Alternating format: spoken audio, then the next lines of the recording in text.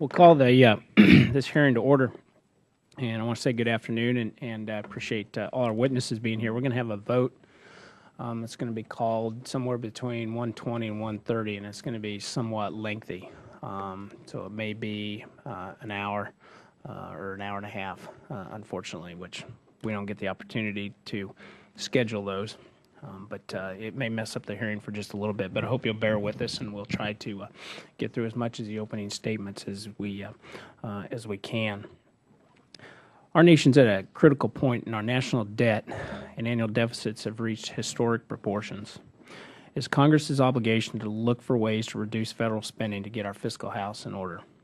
The first step is to cut out waste and duplication in government programs, and this committee is responsible for determining how the U.S. Small Business Administration can operate more efficiently while providing quality services to our nation's aspiring entrepreneurs and business owners so that they can grow our economy and create more jobs. Turning an idea into a small business can be very overwhelming, and to aid small business owners, SBA offers online training, they offer counseling, both through its district offices and through its network of resource partners. However, as government continues to grow, so have the number of entrepreneurial development programs, not only at the SBA, but at a number of different federal agencies as well. It's our job now to take a thorough look at what each of these programs does and how best to serve the American people, both those who use the programs and the taxpayers who are obviously financing them. Today we have a very distinguished group of panelists, witnesses, who will provide guidance to this committee so we can look to streamline the government to make delivery of services more efficient and more effective. And first off, we're going to hear about the scope of the problem. According to the Government Accountability Office, there are 80 programs in 4 different federal agencies charged with helping entrepreneurs. And for fiscal year 2010, these programs cost the government $6.2 billion. Next, we want to look at the needs of entrepreneurs through the eyes of the people on the ground providing the counseling. And we will hear from someone who is providing services through the SBA Small Business Development Center program. And then finally, we're going to hear about some of the programs available to business owners that are not funded by the taxpayers, but by industry peers who want to help their communities prosper. I'm very much looking forward to the testimony today and to help guide our efforts to streamline the government and provide more efficient delivery of services to entrepreneurs and the taxpayers who are funding them. And again, I want to thank all of our witnesses for your participation and for being here. We appreciate it very much. And now I'll turn to Ranking Member Velazquez. Thank you, Chairman Graves, and good afternoon to all the witnesses. The SBA is charged with a broad mandate and fulfills it through various programs and initiatives. In doing so, it undertakes a wide range of activities running the gamut from providing seed capital for startups to helping mature companies gain access to foreign markets. This initiative has become essential to our nation's small businesses, which are responsible for creating 2/3 of all new jobs. In administering these programs, it is critical that the SBA do so in a manner that maximizes efficiency and minimizes waste. In practice, this means ensuring that rules and regulations are clearly articulated, that a framework for evaluation is in place, and that the initiatives are not duplicative of other agency efforts. It is imperative that programs are continually evaluated, and it should not take a fiscal crisis to do so. Democrats on this committee have repeatedly pinpointed programs at SBA that are wasteful and duplicative, irrespective of budgetary politics. Our views and estimates have annually identified tens of millions of wasteful spending that could be reinvested in other valuable programs. But as we do so, we have to be mindful that the Bush administration slashed the agency's budget by nearly 50%, taking it from nearly $1 billion agency under President Bill Clinton and leaving it largely unable to meet the needs of entrepreneurs. The committee has also done significant work with third-party evaluators such as GAO. As a result, fraud in the HUBZone initiative has been exposed. There were 108,000 HUBZone contract actions in 2010, and in 70% of these cases, the small business actually qualified for another SBA contracting program. We have also asked GAO to review the agency's disaster program, as well as how its loan program can be better coordinated with the USDA. Eliminating waste and improving efficiency could enhance services for entrepreneurs. Oversight is not only a responsibility of Congress, however, but also for the SBA.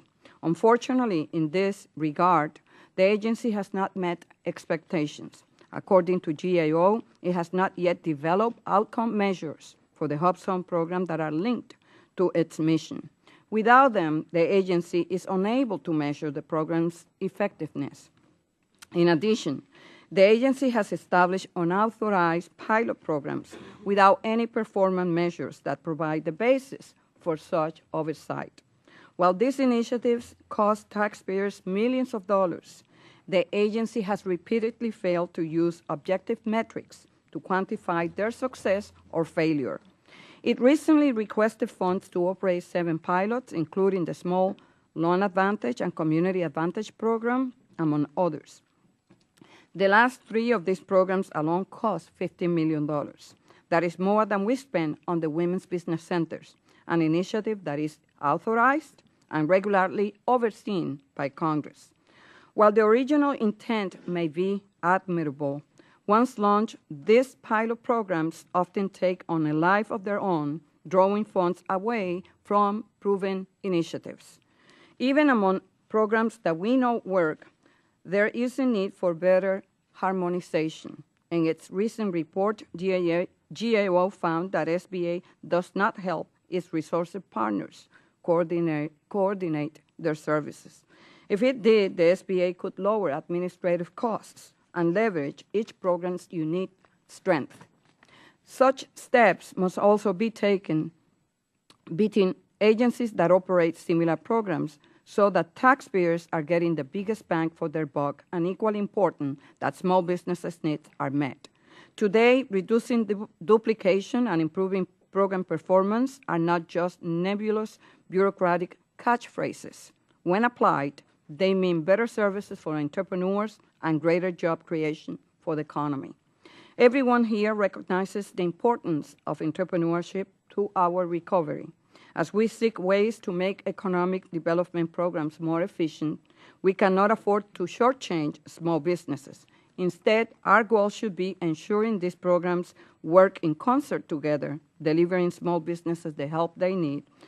And that is why I look forward to today's testimony on this important topic, and I thank the witnesses in advance for your presence here. Thank you, Mr. Chairman. I yield back. Thank you very much. Our first witness is going to be Bill Scher, who's the Director of Financial Markets and Community Investment Team at the U.S. Government Accountability Office. The Financial Markets Team works to improve the effectiveness of regulatory oversight in financial and housing markets. It also oversees the management of community development programs. Mr. Scher, you're no stranger to this committee, and we appreciate you being here today. Thank you very much. It's really an honor to be here. Chairman Graves, Ranking Member Velazquez, and members of the committee. I'm pleased to be here this afternoon to discuss the potential for duplication and fragmentation in economic development programs. In March, and more recently last week, we reported on potential duplication among federal economic development programs. This statement is based on this work. Absent a common definition for economic development, we had previously developed a list of 9 activities, most often associated with economic development. Our recent work includes information on 80 economic development programs at 4 agencies: SBA, Agriculture, Commerce, and HUD. SBA administers 19 of the 80 programs. According to the agencies, funding provided for these 80 programs in fiscal year 2010 amounted to $6.2 billion, of which about $2.9 billion was for economic development efforts. Here, I want to stress that our focus to date has been on the design of these programs. In other words, we have evaluated the permitted uses of funds and have not as of yet drilled down to see how each program's funds are actually distributed among various uses. In summary, based on our work to date, we have found that, first, the design of each of these economic development programs appears to overlap with that of at least one other program in terms of the economic development activities that they are authorized to fund. Second, Commerce, HUD, SBA, and USDA appear to have taken actions to implement some collaborative practices, but they have offered little evidence so far that they have taken steps to develop compatible policies or procedures with other federal agencies, or to search for opportunities to leverage physical and administrative resources with their federal partners. And third, the agencies appear to collect only limited information on program outcomes, information as necessary to determine whether this potential for overlap and fragmentation is resulting in ineffective or inefficient programs. Building on our past work, we are in the planning phase of a new, more in-depth review that will focus on a subset of these 80 programs, including a number of SBA programs. In fact, our current thinking is that we may have a focus on the 54 programs that fund entrepreneurial efforts. And this would include all 19 SBA economic development programs. In this body of work, we will further differentiate the programs. In addition, we will build upon previous work, such as those listed as related GAO products in our written statement, including our work on women's business centers and programs to assist service-disabled, veteran-owned small businesses. We plan to evaluate how funds are used, identify additional opportunities for collaboration, determine and apply criteria for program consolidation, and assess how program performance is measured. Chairman Graves and Ranking Member Velazquez, this concludes my prepared statement. I would be happy to answer any questions. Thank you, Mr. Scher. And I'll now yield to Mr. Richmond. I think you're going to introduce our next witness. Thank you, Mr. Chairman and Ranking Member.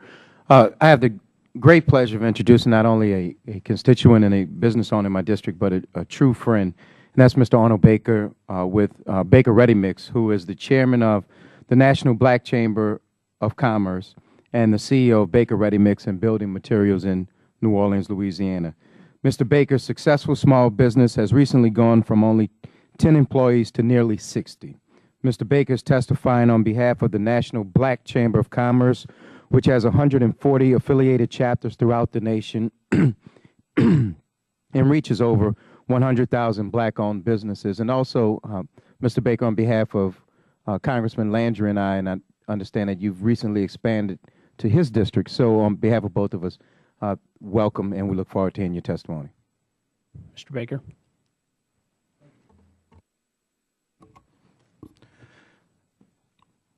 Thank you, Congressman Richmond.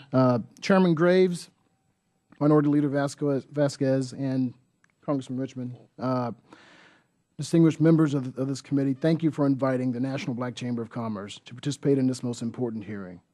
The NBCC proudly represents the fastest growing segment of the American economy, black-owned businesses.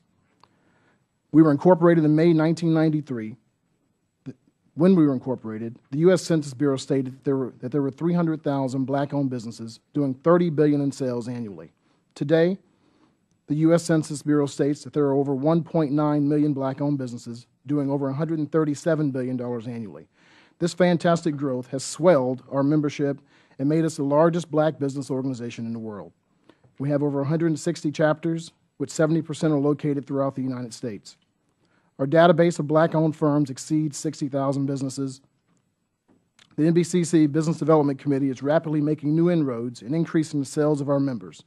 Several of our chapters are working closely with the SBA and have members benefiting from SBA-sponsored and/or supported programs. Despite this fantastic growth, we found that the federal government the actions of the federal government seem to be counter to this activity. With the exception of DOD contracts, of which we do not have the numbers for, in fiscal year 2010, black firms were awarded 3,994 contracts, all federal agencies except for DOD, as I shared earlier, which was a 16% decrease from fiscal year 2009 and a paltry 0.3% of the total contract volume. We suspect DOD numbers to be no better. SBA lending is somewhat better, but that's a variable decided upon by participating banks. For the past 20 years, small business entrepreneurs of this great nation generate 70% of all new jobs in America. If you want more jobs, then support the development and expansion of more small businesses. We've just met with 2 ambassadors from other countries who are replicating the efforts that we're doing here to create small businesses in their countries. The world is watching our small business development support system, watching it and replicating it. Cutting support for small business programming at this time, when the country needs jobs, as the world is watching us to replicate us, seems counterintuitive.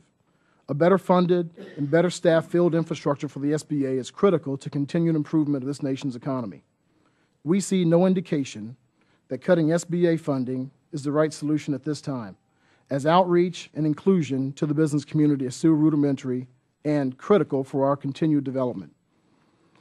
If we just look to the black business community, the latest census reports show that while the black business community was fast growing, the majority of black businesses around the country employ 1 employee and generate less than $60,000 a year in gross revenues. That's according to our census. Other segments of the business community were not significantly more stable.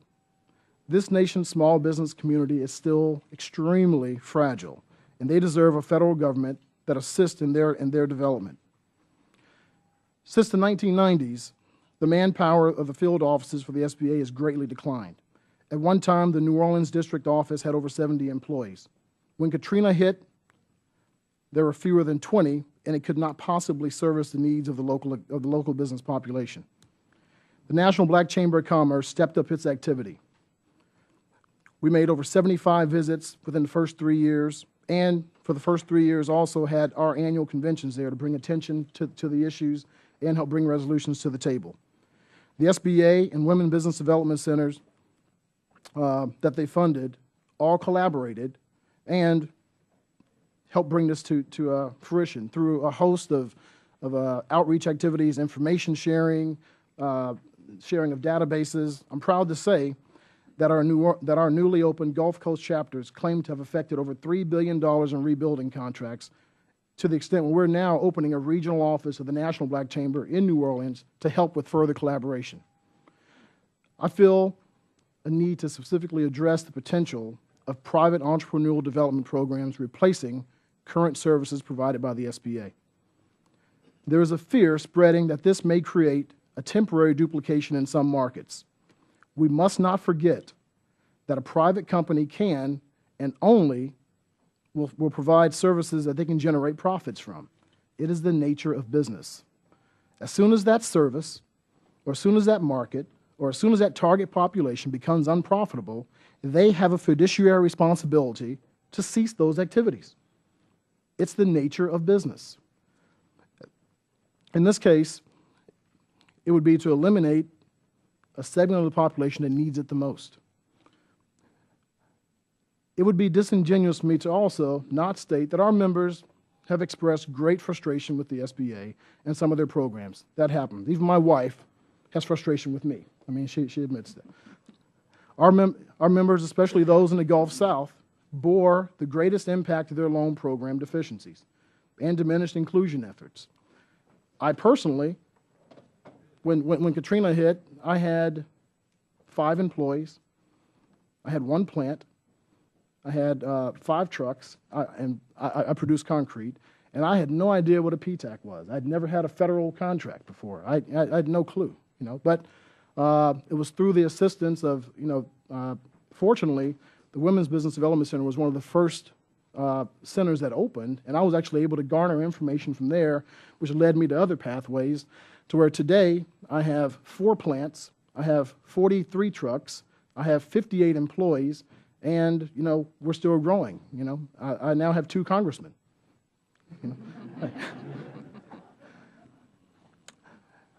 This committee would do the country and the economy well by fighting for increased funding and bringing manpower back to the mid-1990s. There are, so the subject of reducing duplication, it's a tough question. I mean, it's tough. However, cutting support at this time is simply not worth the risk to the small business community. I thank you for allowing us this time, and I'll be happy to answer any questions. Thank you, Mr. Baker. Next, I'd like to introduce our witness, Jody Keenan. Ms. Keenan is the State Director of the Virginia Small Business Development Center Network. Ms. Keenan is also a past chairman of the board of the Association of Small Business Development Centers, which is who she's representing today. Thank you for being here. Appreciate it. Might turn your mic on real quick. Chairman Graves, Ranking Member Velasquez, members of the committee, thank you for inviting me to testify. Again, I'm Jody Keenan, and I'm the Director of the Virginia SBDC Network and past Chairman of the ASBDC. For 30 years, SBDCs have been providing services to small business owners while developing an infrastructure dedicated to assist all small firms and providing them free consulting on how to improve their businesses. The result is a national network of over 900 locations with over 4,000 professional advisors who advise hundreds of thousands of small businesses in every state and territory. Roughly half of our clients are new businesses and half are existing businesses. Last year, 2% of all new business starts were SBDC clients. SBDCs work with women entrepreneurs. More than 40% of our clients are women, and 6 of the state's Small Business of the Year winners were women-owned SBDC clients. SBDCs prioritize assistance to veterans. Approximately 10% of our clients are veterans, and in Virginia, we have a specialized program to assist them. This year, we are honoring Colonel Perry Casto, who founded his firm a few years ago and now has 60 employees. Through our program, we aggressively market to the veterans community and guide them to our resources and services and other resources. Many SBDCs have similar programs. The SBDC outreach to minority and underserved communities is also significant. Our minority clientele is over 33% of our client base, and our members support outreach programs all across the country. In New York, the SBDC hosts the Organization for Latino Entrepreneurs, and in Maryland, the SBDC supports the Branch Avenue Project, an inner-city business restoration program. Virginia's network is an example of the broad reach SBDCs have. In addition to our veterans outreach, we are co-located with the Women's Business Center of Northern, the Small Town and Merchant Program in rural communities. We also train small businesses in procurement, international trade, and a host of other subjects. We always try to expand our services to adapt to a changing business environment. Through our association, SBDCs partner with firms like Intuit, Google, and Bowfly to bring innovative and efficient tools to small businesses for improving their operations that lead to growth and job creation. In order to give this committee and Congress a better picture of what we offer, ASBDC is compiling a catalog of our services. It's not complete yet, but as you can see, we are much more than business planning. In many states, we are a key provider of services, like in Missouri, where the SBTDC is the Delta Regional Authority's business development provider. There are a few things that ASBDC believes need to be developed. First, there need to be reasonable, uniform standards for effectiveness of programs. Growth in sales, investment, and hiring are key indicators. Obtaining capital is usually the key measure. ASBDC believes that access to capital is vital, but if that financing isn't leading to an improved bottom line, it's just an output, not an outcome. We judge our success by helping our clients increase their sales, their job creation, and their financing. These metrics should be the building blocks for assessing the effectiveness of any small business assistance program. It's futile to compare programs and yet hold them to different standards. This goes with the need to share information. There's nothing more unproductive than collecting different data for different agencies in different formats. It doesn't matter who the information is for. Incompatible databases and inconsistent information are fundamentally inefficient. Federal agencies are required to gauge their performance by using and tracking outcome measures. If an agency operates entrepreneurial development programs, they must focus on small business success. SBA does a good job of tracking SBDC performance. Every SBDC is subject to a full SBA financial review every other year, on top of the audits from our hosts and the program offices. SBA reviews our client impact in addition to our own client impact surveys and our association's national impact survey. And we believe the best way to gauge our effectiveness is to ask our clients whether SBDC counseling is effective or not. On top of that, we have our accreditation process that monitors the skills of our counselors and the strength of our management. The SBDC program was recognized in 2008 by OMB for its accountability and the quality of its performance data. A final theme is cooperation. My network incorporates the Women's Business Center. Many SBDCs host SCORE, PTAX, or VBOX, yet programs arise that seem to duplicate the efforts of existing programs and ignore capabilities that are already in place. This is because people don't realize what's out there. We need to know the resources we have and how to leverage them to the best effect. In closing, thank you for letting me share our thoughts, and I look forward to your questions. Thank you, Ms. Keenan. Our final witness is Denise Pickett. Ms. Pickett is the Executive Vice President of American Express Open. Open is American Express's business unit dedicated exclusively to supporting small business owners and is a leading card issuer in this segment. We appreciate you being here, and we did get a vote called, but I think we can hear your testimony. Okay. Chairman Graves, Ranking Member Velasquez, and members of the committee, thank you for allowing me to share a few thoughts with you today. Despite the enormous pressure the economy has put on small business, our research shows that small business owners are beginning to show optimism for the future. Nonetheless, they still face great challenges. I'd like to discuss 3 of those: gaining and maintaining customers, acquiring knowledge and ideas to improve their business, and meeting financial needs. American Express has responded to each of these through programs, partnerships, and resources. To help address the first challenge, the need for more customers, Open has created several programs, 2 of which I'd like to discuss today.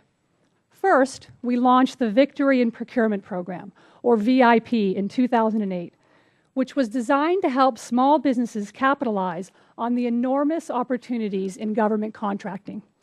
VIP live events and websites give small businesses access to training and educational resources to assist throughout the contracting process. This includes providing access to coaching and mentoring and critical information about working with procurement officials and forming teaming relationships. Last year, Open engaged more than 150,000 small businesses through our VIP events and our VIP site. And in partnership with SCORE and other organizations, VIP gave these businesses tools to grow. Our Give Me 5 program has focused on contracting for women. We provided a Train the Trainer session for over 100 representatives of the women's business centers. The second program we generated to create more customers is Small Business Saturday. This national grassroots movement encouraged consumers to shop at small businesses on the Saturday after Thanksgiving, which falls between Black Friday and Cyber Monday, 2 of the country's biggest annual shopping days. We relied heavily on Facebook to promote Small Business Saturday, since small businesses are increasingly turning to social media for business promotion. 1.2 million people joined the movement by liking Small Business Saturday, and small retailers experienced a 28% increase in American Express cards that Saturday, compared to the same day in 2009. This year, we'll be growing that movement further, and we look forward to the continued support of this committee as we build what we believe will become a holiday shopping institution to benefit small businesses in America. To address the second major challenge, which is the need for knowledge and information to grow, we created Open Forum, a website designed to empower all small businesses, not just our customers. It's become the #1 online destination site for small businesses. Open Forum's mission is to provide 3 resources: information from experts and peers, education, and a true community of small business owners. While Open Forum delivers the most current and relevant information through articles and interviews, we're most proud of the community we've helped create. Open Forum's interactive nature has allowed small businesses to draw on the power of collective knowledge. It's even provided a platform through which government can interact with them, including an online event that allowed hundreds of thousands of small business owners to submit questions and interact directly with SBA Deputy Commissioner Marie Johns. Our core business addresses the third challenge, meeting financial needs. We give small businesses access to working capital, primarily through our small business pay-in-full charge cards and our credit cards. They provide purchasing power, flexibility, rewards, and savings on business services. In the first quarter of this year alone, small businesses spent $2 billion every week on their cards to buy goods and services they need to operate their businesses. We also made nearly $27 billion in credit available to our business customers through our lending products. In closing, we believe if the economy is to prosper, there is a great need to cultivate thriving small businesses and support their growth. And while we strongly believe in the results we've achieved, we feel when the public and private sector work together, small businesses of all sizes are going to benefit. We look forward to working with members of this committee and others in Congress to continue to help small business and the economy grow. I appreciate the opportunity to speak with you today, and I look forward to taking questions. Thank you. Thank you, Ms. Pickett. And we're going to adjourn until this series of votes is over, which is approximately, I think there's 5 votes with a motion to recommit in there. So we'll adjourn and be back just as soon as we can. Thank you. Thank you very much for your patience. Our subcommittee will reconvene. As is my practice, I will ask my questions last, hoping that someone else who will have asked them so I do not have to ask them. I will now recognize Mrs. Velasquez for her questions. Thank you, Mr. Bartlett. Mr. Scher, the GAO recommended the SBA to increase its collaborative practices to develop compatible policies with other federal agencies. And this was recommended in 2007, again 2008. And yet, there's little evidence that this recommendation has been taken anywhere by SBA. Why isn't this occurring, in your judgment, based on? There doesn't seem to be. Is it on? It is on. Yes. Yeah. Okay, sorry. Now can you hear me? Yes. Okay, I'm sorry. Every once in a while, like with respect to, let's say, SBA and USDA, every once in a while, when we follow up with them, they say they're on the verge of developing an MOU. They did develop an MOU, so they have something in place. But then when we follow up, are you kind of taking that the step further and actually developing compatible policies or ways to share responsibilities Or in to serving in leverage rural areas? resources We between. leverage resources in that. We just don't see evidence of that occurring in this most recent work. And again, we just took a little bit of time of touching on some economic development programs. We asked more broadly about collaborative practices, and it seemed like there were some initiatives put on the table, but there just doesn't seem to be the leadership to really take it forward. So we see that in the veterans area. We see it with USDA. We see it in a number of areas. So we don't really get a good explanation except to say we're working on it. There were 108,000 HUBZone contract actions in 2010. And in 70% of these cases, the small business qualified for another SBA contracting program. With all the problems GAO has identified with the HUBZone program, and that the majority of its participants qualify for another program, I would like to ask you, what will happen? What will be the impact on contracting opportunities for small businesses if Congress eliminated the HUBZone program? I think you make a very important point here. And one of the reasons, like over the years when we've written about the various contracting programs and business development programs, we always include a pie chart just to show that type of illustration, how much overlap there is in terms of those who qualify for one or more of the preferences. And if it was eliminated, it's hard to say because there's never been really an evaluation of what the HUBZone program provides, either in terms of a one-time study, except for one study by the Office of Advocacy, There's some anecdotal evidence, but it's hard to say what you'd give up. The HUBZone program is more, it's based on location rather than the characteristics of the business. And in that sense, in that there is overlap among businesses, businesses that qualify for more, it becomes more problematic that there aren't performance measures out there, because it is hard for this committee, it's hard from a management standpoint for SBA to say where they should be using their resources. So if you eliminated the program, there'd be some businesses that would no longer participate. So what impact does the lack of this measure have on the HUBZone and other contracting programs? The lack of those measures implemented by SBA? At some point, I can't answer the question as far as picking winners and losers among various programs. But in looking at our body of work on economic development programs and those that are confined to SBA, at some point, I would think it would be a question at this committee, and you would think that SBA would address as a management practice. It costs programs, it costs money and resources to run various programs. And so if you require resources to run programs and you're strained for resources, at some point you at least have to ask the question, do we want to keep all these separate programs operating? And that's a more general observation.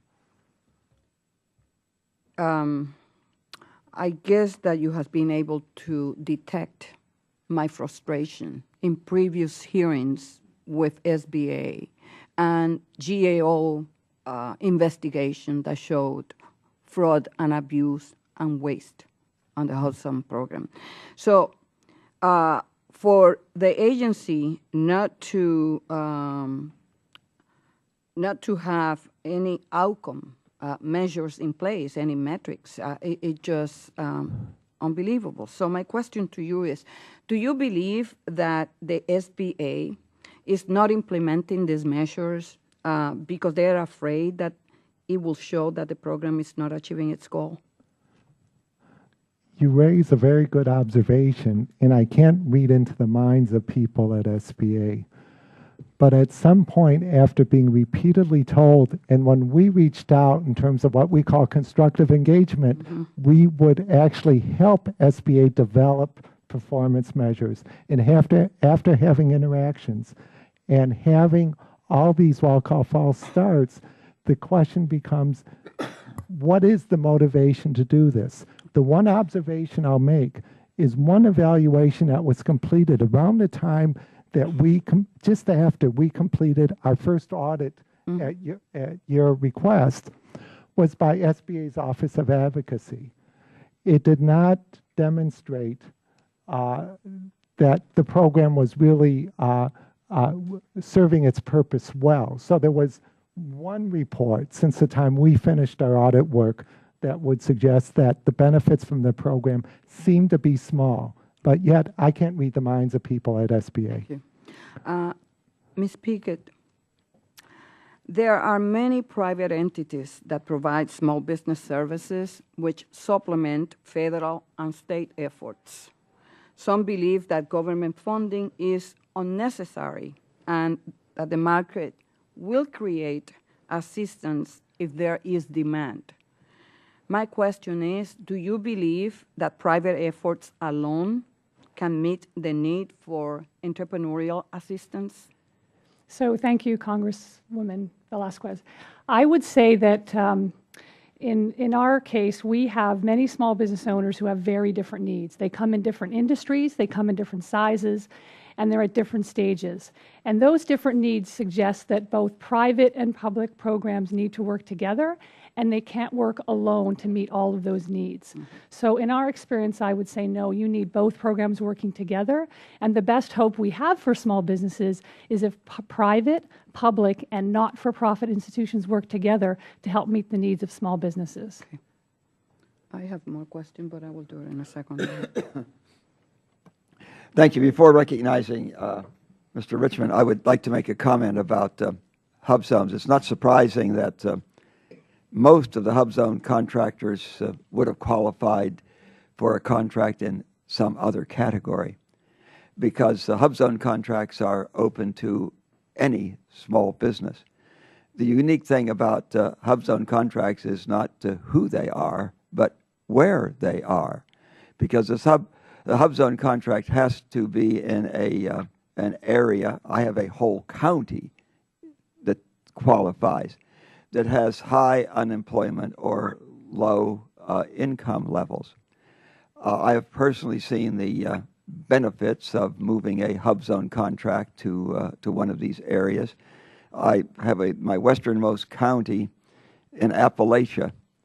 A HUBZone company moved there, and they pay their people 3 times the average salary in that county. This clearly creates other jobs and lifts the whole county. So it's not surprising that HUBZone contractors would qualify to get the contract under some other category, because it's open to anybody and everybody. It's not who they are, it's where they are that's important about the HUBZone contract. I think it's probably unique in that category, isn't it? It's the only contracting we do with small business that's determined by where they contract rather than who they are. Let me now recognize Mr. Richmond. Thank you, Mr. Bartlett. And my first question will go to you, Mr. Baker. And part of what I'm trying to assess is just the common sense and the day-to-day struggles of small businesses when dealing with the SBA. For example, I had someone in my office yesterday who, while trying to navigate the 8A application process, said, why won't they just put the status online where you can go into your passcode and find the update, as opposed to staying online all day? So in your experience, especially after Katrina, as businesses tried to stand back up, how was your interaction with the SBA, and how do you find the programs as you try to grow and hire more people? In the thank you. In the immediate aftermath of Katrina, we found interaction to be at best difficult. You know, their resources were stretched. They were underfunded. They had an enormous task with new contracts being led and also administering various loan programs, and so it created a potentially detrimental situation for access for small businesses in the region. And that's it was actually through, and that's why the Black Chamber stepped up and actually created offices throughout the Gulf South to help coordinate and work with not just the SBA but their business development centers, partnering with we actually with Southern University and the University of New Orleans business development centers, we actually hosted events together. But it was but short of that, you know, I think we were able to as a region do something that was a unique and generational opportunity to actually come together in a collaborative fashion to use a truly grassroots communication and inclusionary effort to bring more people to the table of information. This included setting up computers in our offices so that businesses that didn't even have homes, much less computers, had access to web information. But there's certainly many shortcomings in the delivery mechanisms, but you know, they are improving, and I think if as Ms. Pickett shared earlier, if it's going to take a complete collaborative effort of the private sector and public sector to actually make a dent in this. I mean, the challenge is that large, that tremendous, and we're still trying to play catch up as a nation. Next for Ms. Pickett, and then and Ms. Pickett, I know that you and American Express, that you both work with SCORE chapters and WBCs. If the SBA's Business Assistance Center's budgets were to be cut at a federal level, do you think it would make it more difficult for SCORE and WBCs to attract the private sector or such private sector funding? So I'm certainly not an expert on the role that private sector funding plays in those organizations, but what I can tell you is that those organizations are very important to the programs that I described earlier and our ability to put them on. And they bring content to those programs, and they bring one-on-one technical mentoring and coaching that we simply could not deliver without that partnership. So it would hamper at least that collaborative and the deliverables and It would certainly put our affect the ability mission. to partner in question if they didn't have the funding they needed from their perspective. And I guess my next question, and I have, I guess, a minute left, is for Ms. Keenan, and that would be collaboration among the SBA's Business Assistance Centers have been or has been sporadic. What efforts has your center made to improve such collaboration, and what barriers still exist to further cooperation and collaboration? Well, I can speak for Virginia. We've, as I mentioned earlier, we have a Women's Business Center that's co-located with one of our SBDC offices in Northern Virginia, and we do quite a lot of work referring clients and companies back and forth to their program as they refer programs back to ours. We also, on some occasions, have had SCORE counselors who have come out into the Northern Virginia area and set up office hours in our SBDCs as a way to help them reach into the suburban communities. So, and we've done this throughout Virginia as well, and in many other states, the same kinds of partnerships happen. Some of the obstacles, was that your question then, what some of the obstacles are? Candidly, I think we've made an effort to overcome the obstacles, but sometimes the obstacles are data tracking and just accountability. You know, SCORE, for instance, they have their metrics and goals to meet with a certain number of clients. We have our goals and metrics to meet with a certain number of clients. Our philosophy, my philosophy in Virginia has been there are more than enough businesses for all of us to serve. We're not serving 100% of the businesses. So we do our best to make sure that when we start these engagements that everyone understands what type of businesses we're going to work with, what kinds of services each of us is going to provide, so we're not tripping over one another, so we're not confusing the client. So I can speak to that in Virginia. That's happened, and that's been our mantra. Thank you. I yield back. Mrs. Chu. Thank you. Well, I'd like to ask Ms. Pickett from American Express. You have a program called Victory in Procurement for Small Business, and that's for the general small businesses. But then you decided to do something above that for women entrepreneurs called Give Me 5. Now, there are some here who are saying SBDC and WBC would be duplicative, but you apparently have not found your women's program to be duplicative. Why did you have a women's program above your regular small business procurement program? So despite the fact that women-owned businesses are actually growing at a faster rate, they are actually not getting to the same size as male-owned businesses. And so we decided to have a program specifically designed. They have very unique needs, women-owned businesses. They generally have needs for negotiating skills. They have different needs as it pertains to financing. And I think that they also have different work-life balance needs in terms of running their own businesses. So we know that women-owned businesses have unique needs, and we designed a program for them called Give Me 5. Give Me 5 is not a substitute for the programs that are offered by some of these agencies. In fact, it provides an introductory level of how to get into federal government contracting. But I think for them to be really successful, they need the ongoing support that are provided by the agencies that we've discussed here today. And then, Ms. Keenan, let me ask, the SBDCs, of course, and the WBCs both coexist, and there are some who are saying that it's duplicative. However, it seems that WBCs focus on poorer clients with less education than SBDCs, and that the Center for Women's Leadership found that 67% of the Women's Business Center clients came from households with income less than $50,000, and that 55% of the WBC clients had only a high school education or less. So if the WBC is removed and incorporated into SBDC, well, what would happen with this demographic? What would happen with minority entrepreneurs such as this? 40% of our client base are women entrepreneurs. 33% of our client base are minority entrepreneurs. So we would continue to serve that growing population within the SBDC program. In Northern Virginia, where our SBDC is co-located with the Women's Business Center, I think they would very easily be able to continue to deliver the audience that the Women's Business Center has been targeting. But how can you explain the difference in the demographics between the two populations?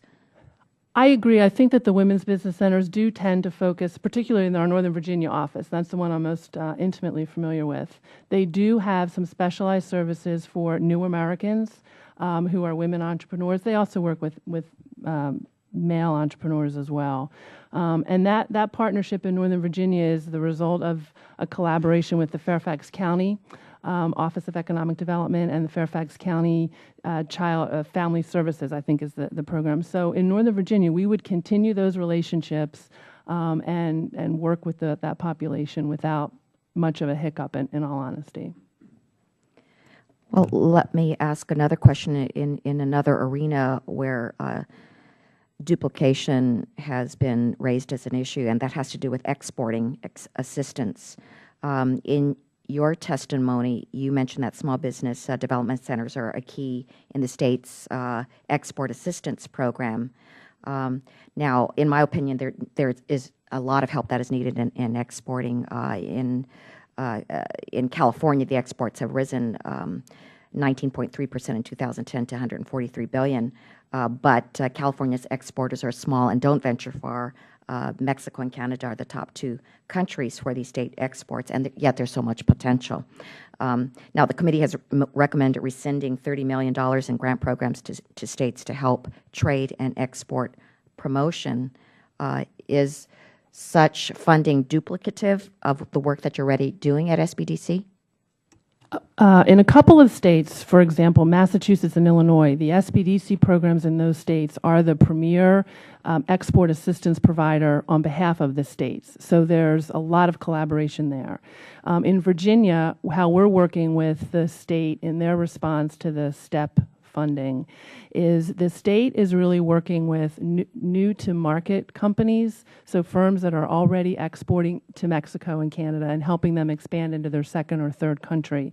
And the SBDCs are working with, and we're developing a new initiative this summer to work with new to export companies to identify and prepare firms who are not currently exporting to get into that pipeline to take advantage of the state services. So we're being very careful not to step on the products that are already out there in Virginia and helping kind of feed that pipeline, which the state program just isn't funded or resourced to do right now. So that's how we're really trying to make sure that the services are complementary and expansive and not redoing what's already out there.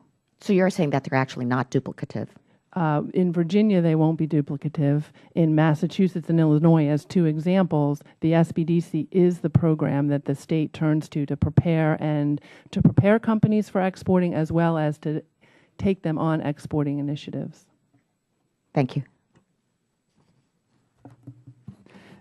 Ms. Velasquez, you had additional questions? Yes, I do.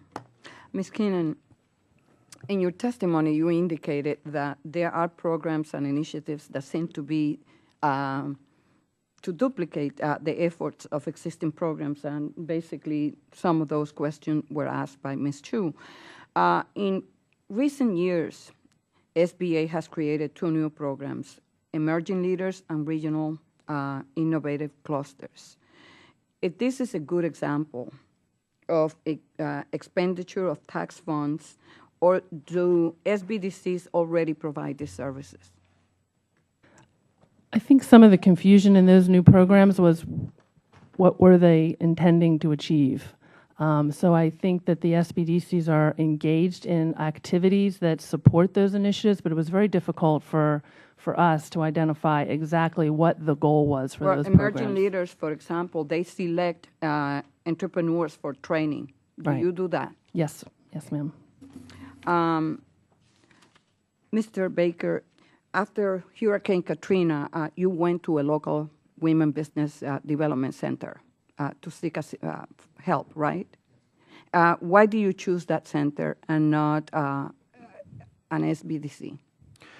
In the immediate aftermath of Katrina, there were only a few resources available.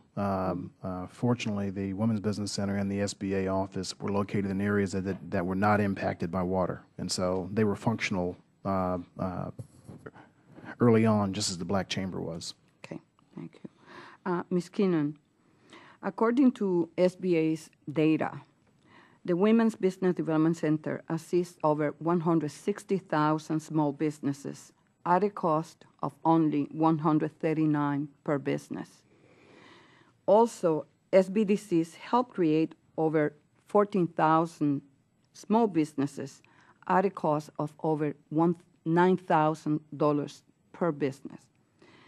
In your testimony, you state that the foundation of the SBDC network is designed for and can accommodate expanded services. I understand that SBDCs have a broader scope for services for a variety of clientele. But why should we expand SBDC services when the cost per business is already much higher than other programs like WBDCs? Wouldn't it make sense to encourage the expansion of WBCs since they assist more businesses at a lower cost? We have a larger footprint, so we have 900 offices around the country that have been, those are invested costs already, that infrastructure is in place. We see a number of existing businesses as well. I don't know what the breakdown is for women's business centers with existing versus startup. This is data provided by SBA. By SBA, so, right. Okay, but I don't know the breakdown. I do know that our base of existing businesses that we have been serving, particularly in the past 3 or 4 years, has really expanded. So I think that although we're working with startup companies and helping businesses get started, we're spending a lot more time as well on our attending to existing companies, and so that could have an impact on why those numbers look the way they do. Yeah, well, my question is because some members would like to take the Women's Business Development Center's allocation and give it to SBDCs so that you have the infrastructure to provide the services, and the clientele that is being served, as Ms. Chu pointed out, is more low-income women and low-income communities. But when we are considering programs in a cost-efficient manner, we need to look at costs. Right. And it seems to me that the Women's Business Development Centers are providing the services that you are providing. And this is not, I am not criticizing the small business development centers. What I'm saying is that we just can't pick winners and losers here when we know that you have a target clientele and the women's business development centers have another target clientele. And it's being served in a quite efficient, costly efficient manner.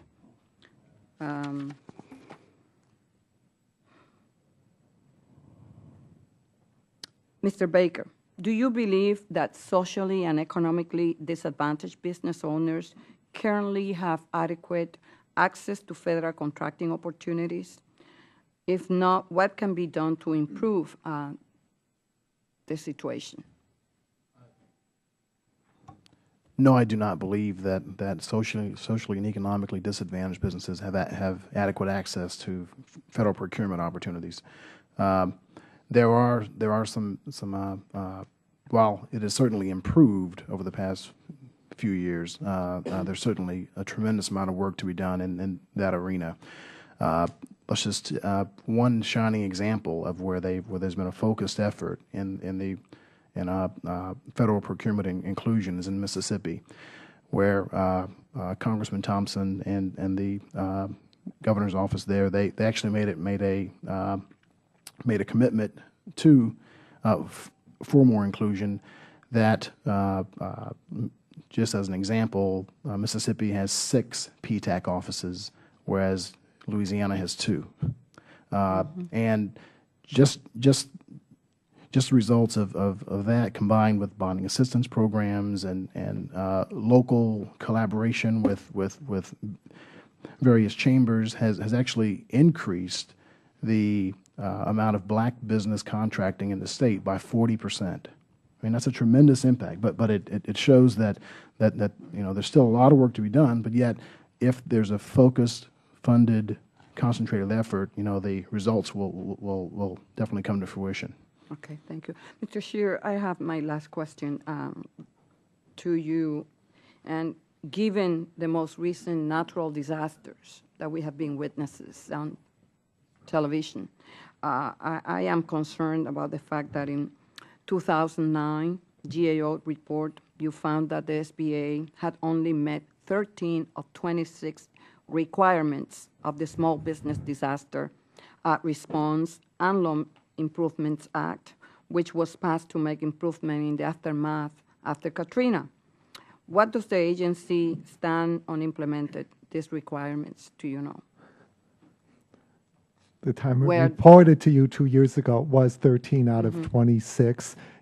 We're not as diligent as looking at legislative provisions as we are our own recommendations. But the last time we really got an assessment was 1 year ago. So this would have been 1 year after we reported to you. And at that time, it had increased to 15 out of 26. 5 of the provisions we did not think were relevant at the time because there has to be a triggering event for those 5 provisions to become effective. So the remaining 6 provisions, we saw some movement by SBA, but they're not implemented yet. And the ones that they seem to be most challenged with were the ones that involved using private sector lenders and private sector entities in reaching out when disasters strike. Okay. Thank you. Thank you. Thank you very much. Let me recognize Mr. Hanna. Thank you very much. Ms. Keenan, thank you for being here. Sorry I'm late. Do you believe that business owners in general around, well, your area in particular, are overwhelmed by the number of programs that we have? Yes. What would you do about it?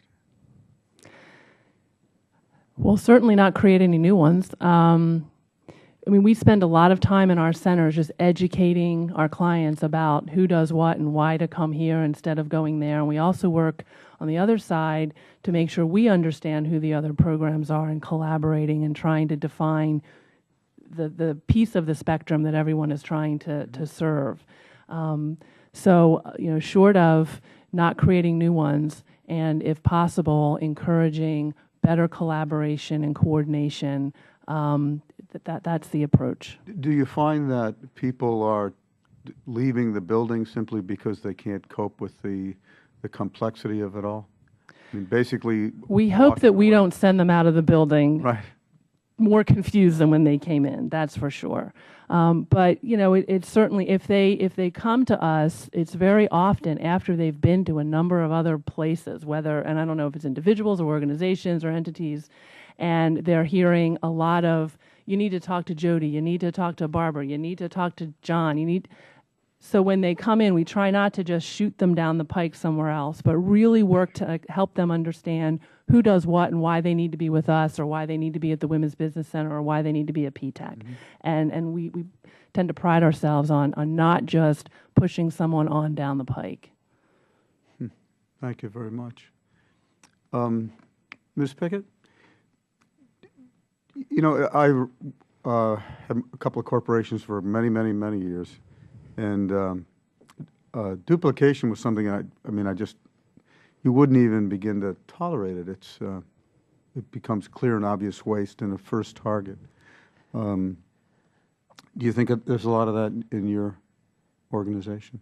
So in our organization, we obviously spend a great deal of time making sure that we're efficient and effective in what we do. And that is our obligation to do it, and that's what we do in our organization. So you're pretty well clean of that, in your opinion? We are as efficient and effective as we can be. Thank you. Good. Thank you. My understanding is that the major reason we have a number of programs is because we have identified a number of groups that we'd like to help. It's not quite clear to me what we mean by duplication. Obviously, a wounded veteran comes in. They're a small business person. They're a male. There are several different things, and obviously they could qualify under several different programs.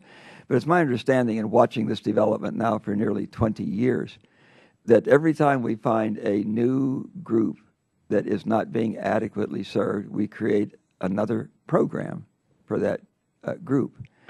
What do we mean by duplication? Do you have duplicative programs that serve wounded warriors? Or is your duplication the fact that you're serving both a black person, a small business person, and a wounded? Well, it can be all three at one time, can they not? What kind of duplication are we talking about? And if our goal is to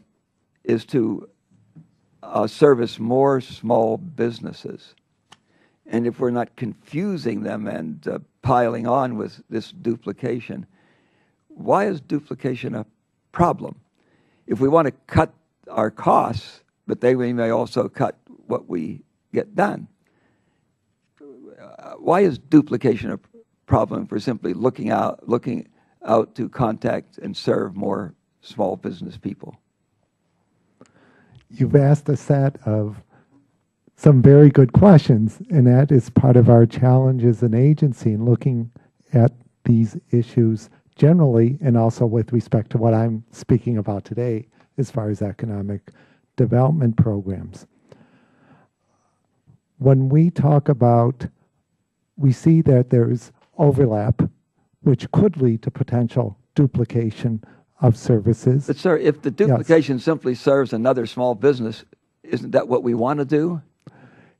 If we have a situation where separate infrastructures are being created, and this is part of when we look forward, when we try to determine what could be some principles that we could apply to when consolidation might be appropriate, is that we're looking at questions such as, are there separate infrastructures in place?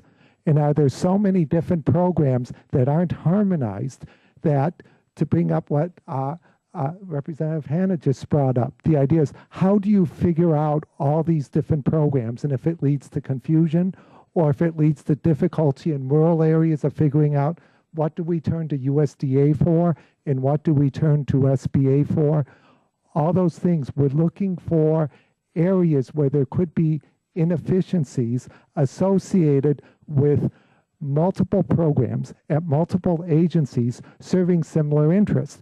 But let me make something really clear.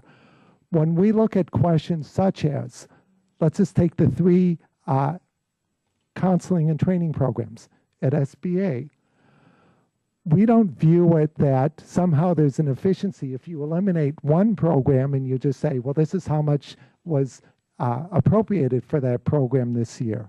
But the types of things we'll look into is that, is there something about delivering the services that can be done more effectively, either through increased collaboration among the 3 programs and the resource partners, or possibly through certain reductions in the number of programs. We're looking for efficiencies in government and how services are being delivered. So we're looking at those types of questions. And so you're very right. We are reaching out. We're not passing judgment as far as how many resources are allocated toward reaching out to small businesses and different components of small businesses. But the question is the efficiency of that service delivery. That's what we're focusing on. So you're really focusing on efficiency rather than duplication. If you have duplicate programs, they're simply serving more small businesses. And if both of those programs are efficient, who should care? And the question becomes, for this committee and for the Congress and for all of us, is to try to look at what demonstration is there that these programs are all efficiently providing services, and to do some comparison. what, if anything, could be gained by combining programs or by expanding collaborative practices in how these programs are carried out in states and localities and in urban and rural areas. So that's really what a major part of our focus.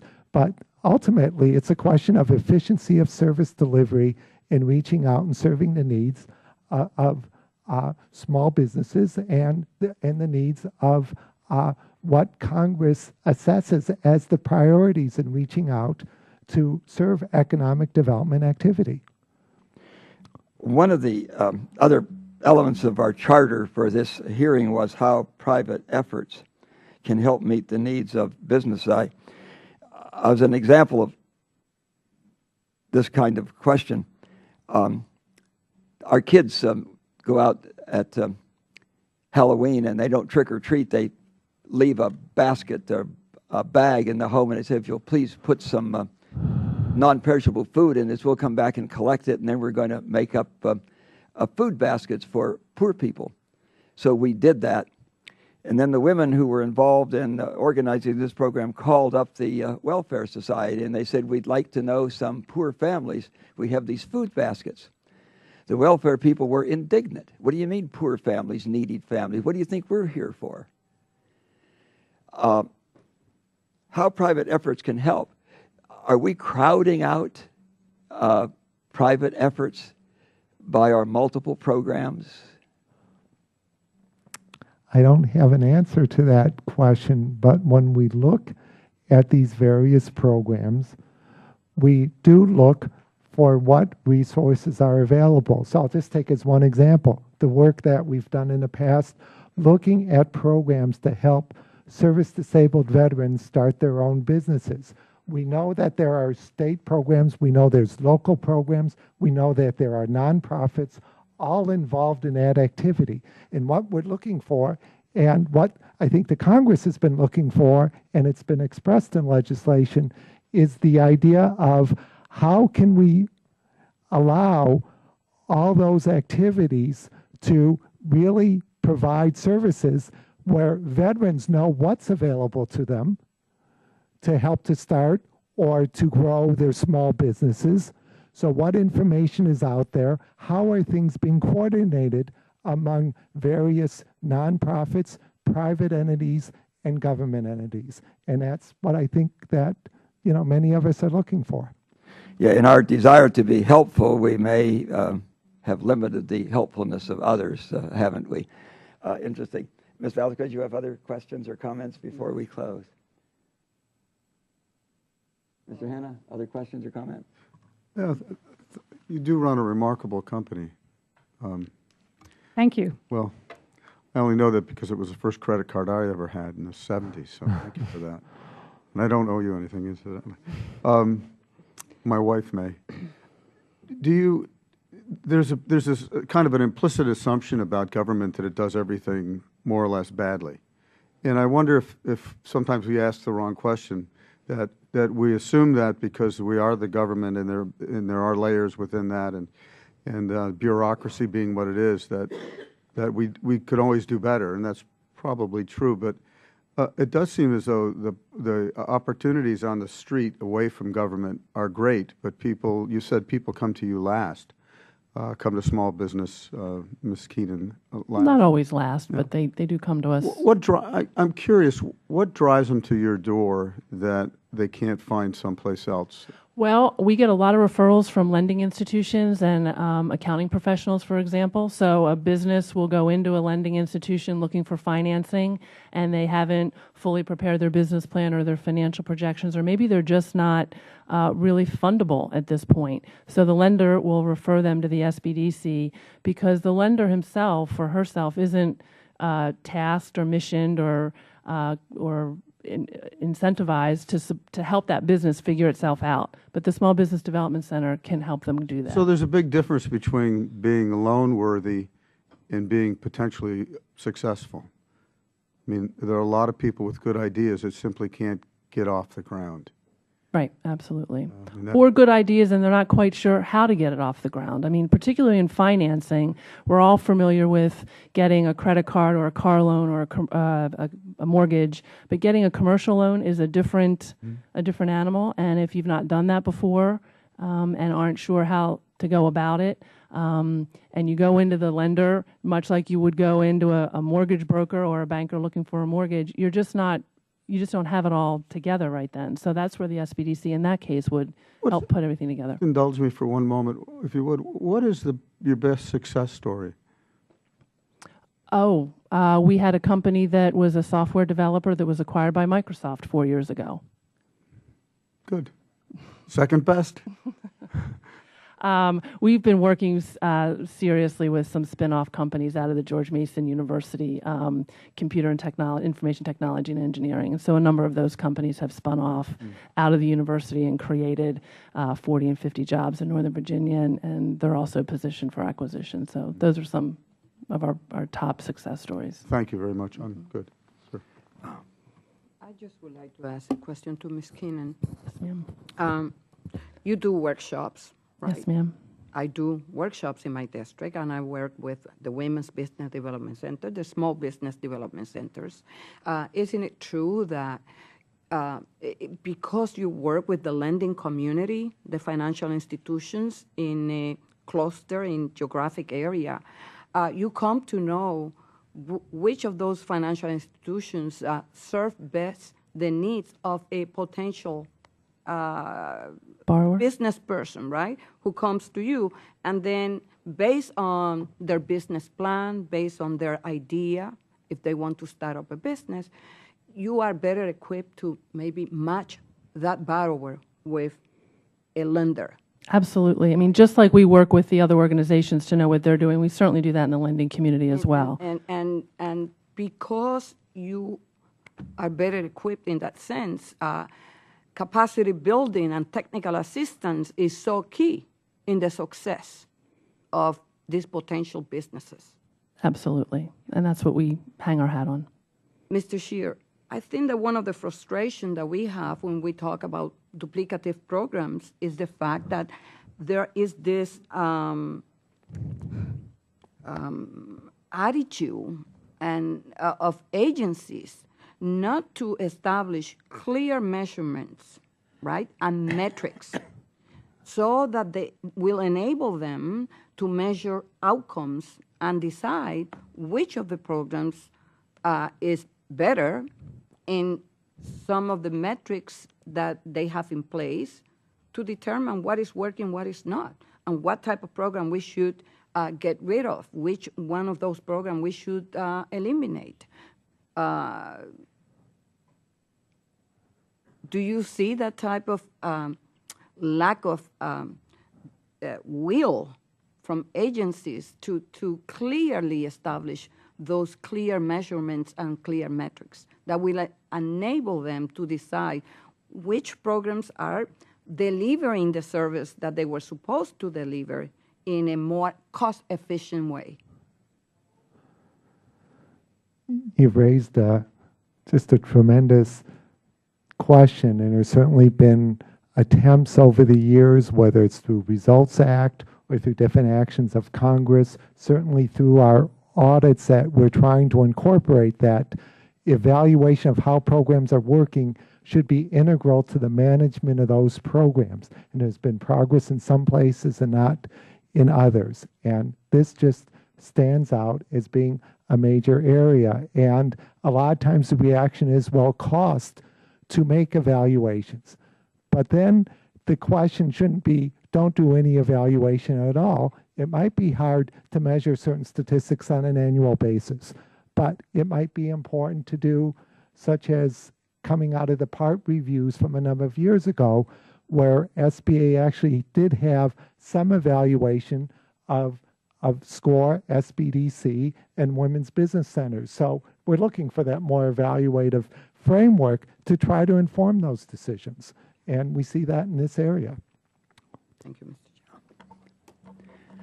Thank you all very much for your testimony. Thank you for your patience during a long series of votes. When the committee has had a chance to review the hearing and the question and answer period, there may indeed be additional questions that we will need to ask for the record. We would appreciate it if you could be available to answer those questions. I ask unanimous consent that members have 5 legislative days to submit statements and supporting materials for the record. Without objection, so ordered. Thank you all again very much, and the hearing is now adjourned.